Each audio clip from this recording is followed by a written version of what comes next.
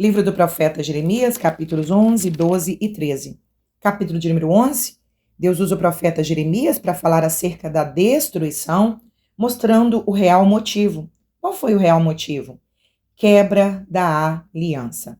Estudamos no livro de Deuteronômio que Deus foi muito enfático sobre bênção e maldição. Olha, se vocês guardarem as minhas leis, observarem os meus estatutos, vocês serão abençoados.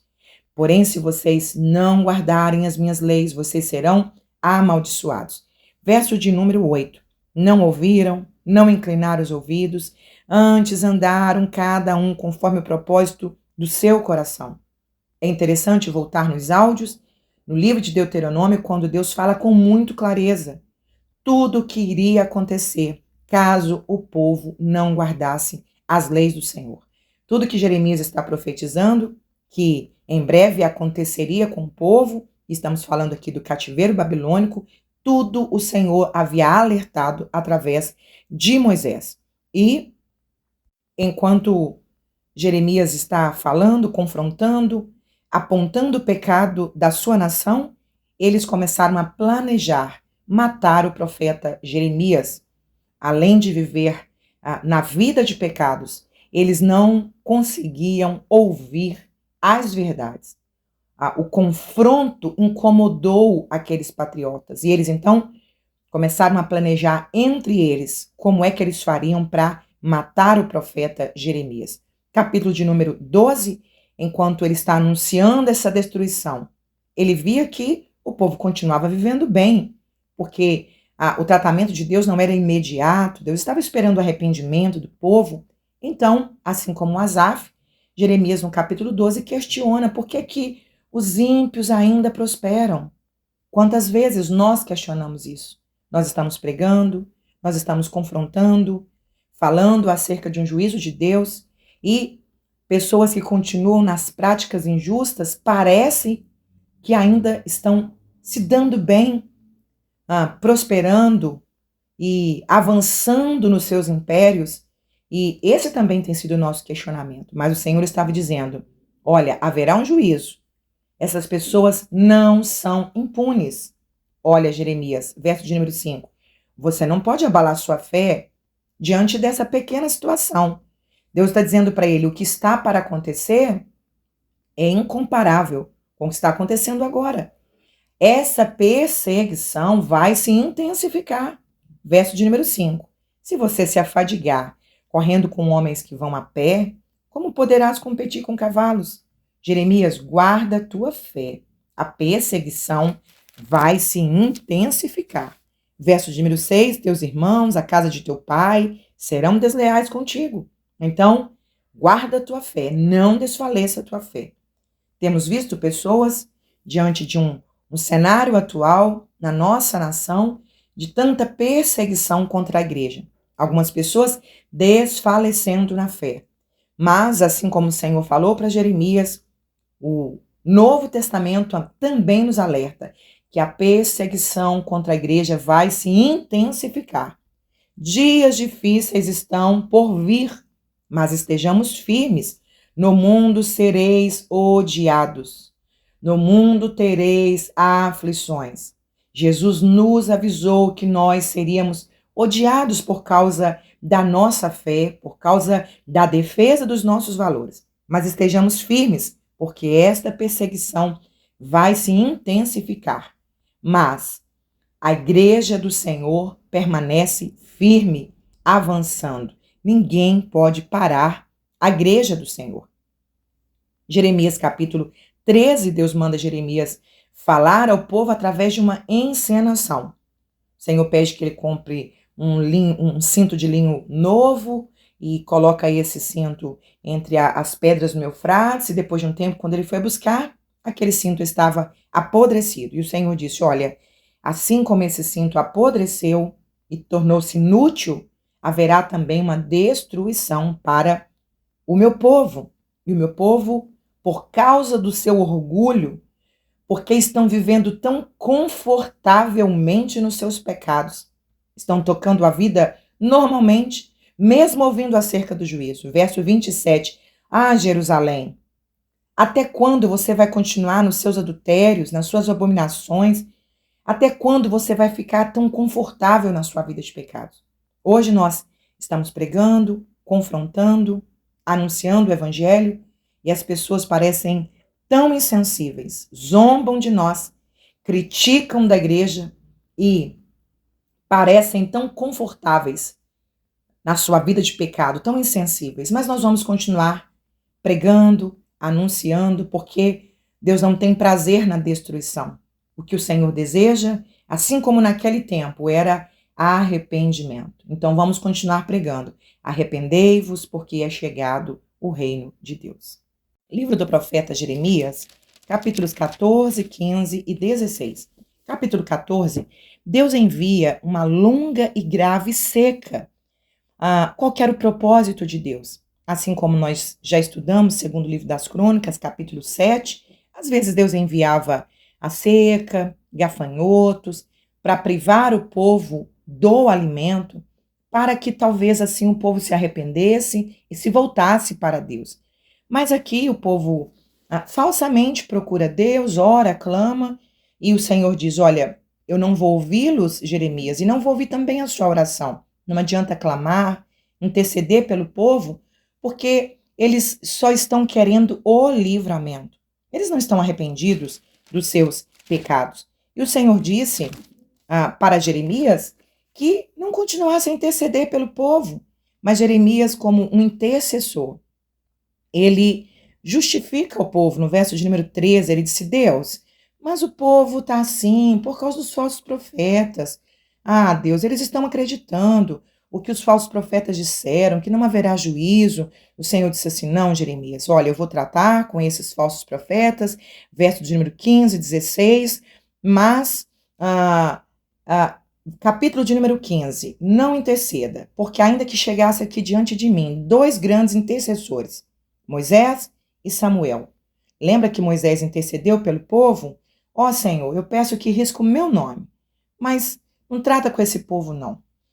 Moisés amava tanto a sua nação que ele preferiu ser punido no lugar do povo. Então, quando ele intercede, o Senhor diz: Moisés, eu não vou mais no meio de vocês. E Moisés disse: não, Senhor, nós não vamos sair daqui sem a tua presença. Quando Moisés intercede, Deus ouve. Samuel também intercedeu, Deus ouviu.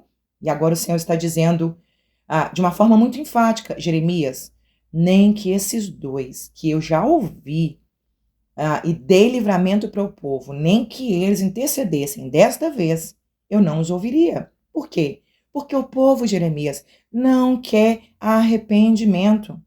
Eles estão com o coração endurecidos. Eles estão habituados a irem após os outros deuses. Verso de número 4. Manassés despertou a ira em mim, levando o povo a pecar, oferecendo seus próprios filhos para serem queimados em adoração a Moloque. Não, Jeremias, eu não vou ouvir a intercessão, e não ouviria nem se fosse Moisés e nem se fosse Samuel. Aí o Senhor passa a listar os males que essa nação enfrentaria. Capítulo de número 16, Deus disse a Jeremias: olha, e eu tenho uma palavra pessoal para você. Não casa, não gere filhos. Vai ter tanta dor, vai ter tanto luto em Jerusalém. Eu quero poupar você disso. E não quero também que você participe de luto, não vá lamentar na casa de ninguém, porque vai ter tanto luto, vai ter tanto choro, que você não vai dar conta. E não quero também, Jeremias, que você, verso número 8, participe de banquetes. Deixa o povo ver que o que você está pregando é sério e que vai acontecer. E Deus, assim como um pai corrigindo seu filho, disciplinando seu filho, ele corrige dizendo por que é que está corrigindo, sempre o Senhor os lembrava. Verso de número 11. Por que é que eu estou corrigindo vocês? Porque os vossos pais me deixaram, se foram após outros deuses, serviram, se inclinaram diante deles. Deus é um pai maravilhoso. Ele nos corrige, ele nos disciplina, porque nos ama. O amor do Senhor é incomparável. Ele não quer que nenhum dos seus filhos perca a salvação. É por isso que somos corrigidos pelo Senhor. É por isso que nós somos confrontados pelo Senhor. Por quê? Enquanto o Senhor nos corrige, nos disciplina, nós podemos melhorar o nosso relacionamento com Deus. E além de relembrar o motivo pelo qual estavam sendo punidos, o Senhor também sempre trazia aquela palavra de consolo de um pai falando para o seu filho. O Senhor diz, no verso de número 15, que mesmo sendo punidos pelo Senhor, o Senhor os traria de volta à sua terra natal. Que nós possamos ouvir a palavra do Senhor, aceitar a sua correção, porque muito em breve nós estaremos na nossa terra, na nossa Canaã celestial, e estaremos livres de todas as tentações, de todas as provações. Não haverá luto, nem choro, nem dor. Estaremos para sempre com o Senhor. Capítulo 17, a profecia de Jeremias é acusando o povo por não confiar em Deus. Deus havia dito, através de Moisés, várias vezes o Senhor disse que se o povo obedecesse, o povo seria abençoado, mas que se o povo não obedecesse, seriam amaldiçoados. E Deus dá toda a lista do que é que aconteceria com o povo. E a nação de Judá não confiou no Senhor, confiaram em si mesmo, confiaram nos falsos profetas, preferiram acreditar naquelas falsas profecias de que estava tudo bem, estava tudo em paz e que não haveria juízo. Então o Senhor disse, verso de número 5, maldito o homem que confia no homem, ou faz da carne o seu braço e afasta o seu coração do Senhor. Então aqui ele descreve dois tipos de pessoas, aquele que confia no homem e aquele que confia no Senhor. Por que é que a Bíblia diz maldito o homem que confia no homem? A Bíblia não está dizendo aqui que nós não podemos confiar nas pessoas. Estamos falando aqui de uma confiança plena, de entregar a vida. Essa confiança só podemos ter em Deus. O homem falha. Verso de número 9. O coração é enganoso. Pessoas falham, cônjuges falham, amigos chegados falham, mas somente Deus jamais pode falhar. E ele mostra a diferença daquele que confia no Senhor. Ele compara aqui, como Salmo 1, o homem que confia no Senhor é como a árvore plantada junto a águas, que se tiver a seca, ela continua florescendo, frutificando, ou seja, aquele que confia no Senhor, ele não depende das circunstâncias para viver bem, para ser feliz. Confiar no Senhor é entregar a vida e acreditar nas palavras do Senhor e viver os seus mandamentos. Isso é confiar no Senhor.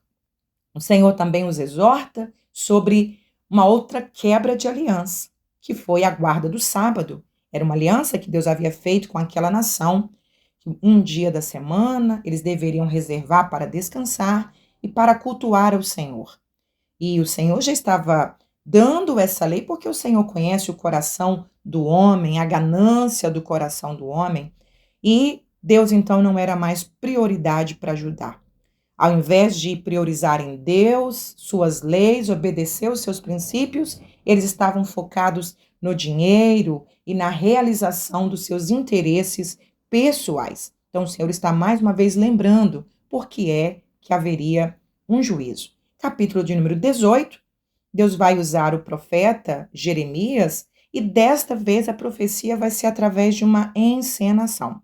Ele vai até a casa de um oleiro, que era aquele profissional que trabalhava com barro, modelando vasos, e o Senhor disse, vá lá, fica assistindo, e eu vou fazer você ouvir as minhas palavras. Enquanto Jeremias observava, aquele oleiro manipulando aquele barro, fazendo um vaso, e o vaso pronto caiu das mãos do oleiro e quebrou. E imediatamente, aquele oleiro pega de novo aquele barro, amassa de novo e começa a refazê-lo. O Senhor disse, Jeremias, assim são vocês, casa de Israel, na minha mão.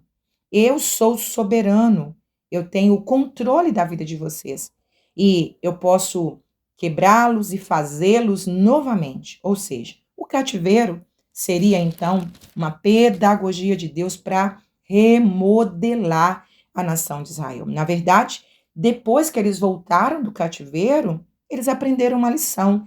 Nunca mais Israel se curvou perante ídolos. E enquanto Jeremias estava ali pregando, falando desse juízo de Deus, o povo, ao invés de se converter, ao invés de se arrepender dos seus maus caminhos, eles se viraram contra Jeremias. Verso 18, eles disseram: maquinemos projetos contra Jeremias, vamos feri-lo com a nossa língua. Qual foi a reação do povo? Vamos levantar falsas acusações sobre ele, vamos levantar calúnias, vamos xingá-lo. E Jeremias então ora, lamenta e pede para o Senhor que trate com aquele povo, porque ele está sendo fiel. E o povo, ao invés de ouvir as palavras do Senhor e se arrepender, eles disseram, verso de número 12, olha, nós vamos continuar segundo o nosso coração, nós não vamos te ouvir.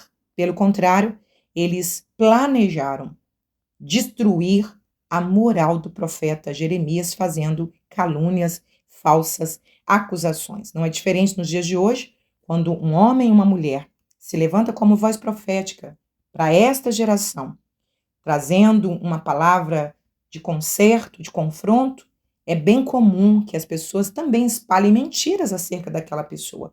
Mas Jeremias dizia, o Senhor está comigo, o Senhor é o meu juiz, e no tempo certo o Senhor vai tratar com essas pessoas segundo as suas ações. Livro do profeta Jeremias, capítulos 19 e 20.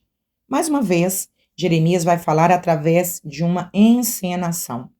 Fica muito mais fácil para as pessoas entenderem, às vezes através de uma ilustração, de um teatro. Jesus ele sempre utilizou parábolas que eram ilustrações para que as pessoas compreendessem com mais facilidade acerca das coisas espirituais. Então aqui, Jeremias ele recebe uma ordem do Senhor para comprar um vaso novo e quebrar esse vaso na frente da nação, na frente daquelas pessoas. E ele faz isso, quebra aquele vaso vira pedaços, e ele faz isso lá no Vale de Rinom, que era o centro da idolatria. Ele já havia falado na porta do templo, que era o local onde eles cometiam o pecado da falsa adoração, da hipocrisia, e assim quando ele quebra aquele vaso, e aquele vaso não tem como mais ser consertado, a não ser que o povo fosse levado para o cativeiro, passasse pelo juízo de Deus, ele está dizendo, olha, dessa forma Deus vai fazer com vocês, vocês serão destruídos, Jerusalém será destruída, o templo será destruído. Por quê?